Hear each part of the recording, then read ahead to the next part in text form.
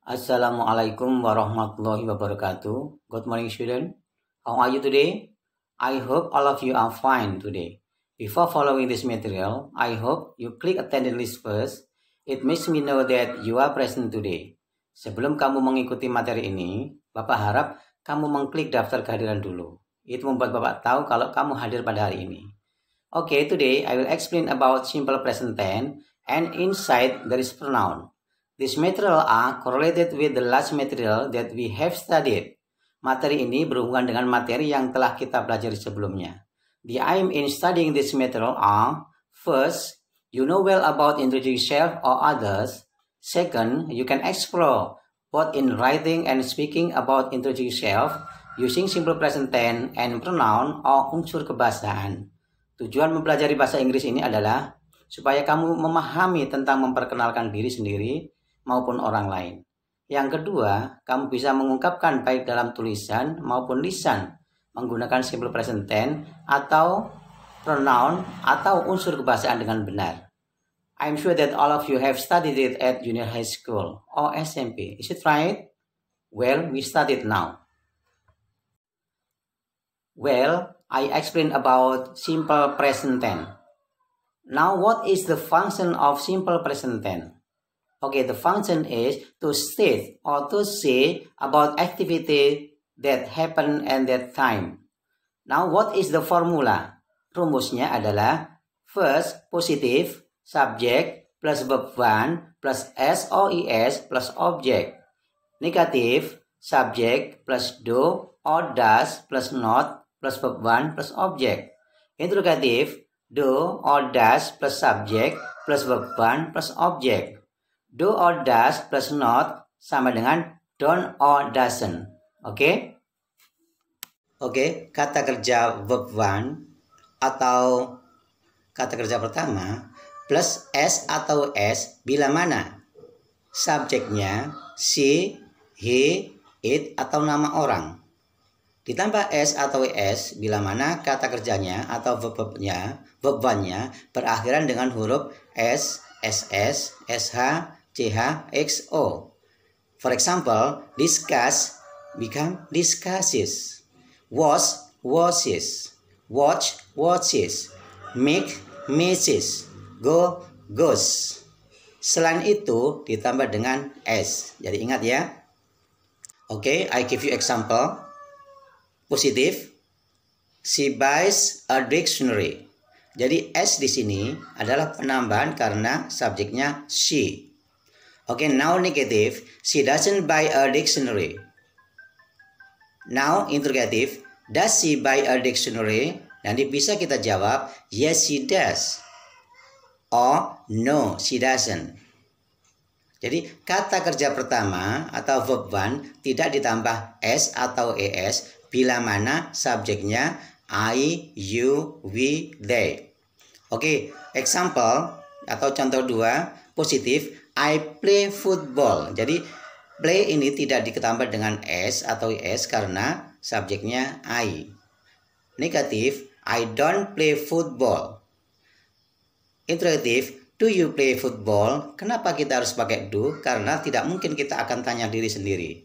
Jadi I menjadi you. Jawabnya yes I do. Negatifnya no I don't. Okay, understand? Okay, after we discuss about simple present, now we continue about pronoun. Pronoun in Indonesia adalah kata ganti yang digunakan untuk orang, hewan, atau benda. Jadi ada menjadi orang pertama, orang kedua, orang yang ketiga. Misalnya, for example, I sebagai subjek, maka objeknya me. Possessive, as adjective menjadi my. Kalau as pronoun sebagai kata benda, mine. Kalau reflexive pronoun adalah untuk dirinya sendiri menjadi myself. Jadi I objeknya me. Kalau sebagai adjective my. Misalnya my book, my bag. Jadi harus bergandeng dengan kata yang lain. Tidak bisa berdiri sendiri. As pronoun itu bisa berdiri sendiri. Misalnya the book on the table is mine. Jadi buku yang ada di atas meja adalah milik saya. Reflexive pronoun myself. I do myself my task. Jadi saya sendiri yang melakukan atau yang mengerjakan tugas saya. Berikutnya subjeknya you, objeknya you tetap, dan as adjective sebagai kata sifatnya your. For example, your book, your bag, your bicycle. Jadi harus bergandeng dengan kata benda yang lain. Kalau sebagai pronoun, sebagai benda, yours. Jadi dia bisa berdiri sendiri. The bicycle is mine atau is yours, ya. Bisa tidak gandeng dengan yang lain. Refleksi pronoun yourself or yourself. Oke, berikutnya subjeknya she, he, it. Objeknya menjadi her, him, it. Kalau she menjadi her, he menjadi him objeknya. It tetap. Kalau sebagai adjective, she menjadi her. He menjadi his, it menjadi its. Oke, sebagai pronoun jadi hers or his. Refleksi pronoun herself or himself. Jadi kalau she kalau sebagai refleksi pronoun menjadi herself, kalau he menjadi himself. Nah, subjeknya sekarang we, maka objeknya us, kita. Jadi, nah adjektifnya our. Sebagai pronoun ours, and refleksifnya ourself.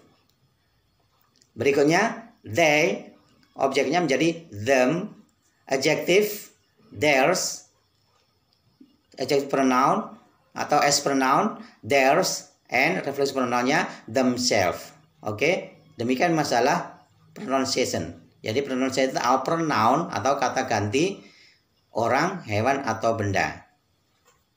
I give you example one by one. As subject, she buys a dictionary. She di sini sebagai subjek. As object now, I don't want her to know about this problem. So please shut up. Her di sini sebagai objek. Subjeknya she, kalau objek menjadi her. Possessive adjective. I like your style. Saya suka gayamu. Your di sini harus bergabung atau menempel dengan kata benda yang lain. Tidak boleh berdiri sendiri. Kalau sebagai subjeknya jadi you. Oke. Their product are the best for dry skin. Sekarang contoh daripada possessive pronoun. I like yours. Yours di sini bisa berdiri sendiri. Beda dengan yang your tadi. Jadi ada s-nya sendiri sudah berbeda. Ini tidak melekat pada kata benda yang lain. The book on the table is mine. Jadi sama, mine sama yours ini sama kedudukannya, tidak melekat pada kata benda yang lain. Sekarang refleksi pronoun contohnya, Sinta herself a neck pillow. Sinta membuatnya sendiri sebuah bantal di leher. We need to remind ourselves how important a family is. Oke, jadi ourselves ini adalah contoh dari refleksi pronoun. Jadi untuk mereka, untuk kami sendiri, kita mengingatkan betapa penting keluarga itu. Oke? Well, student, that's enough for our lesson today. Thank you and see you later. Bye.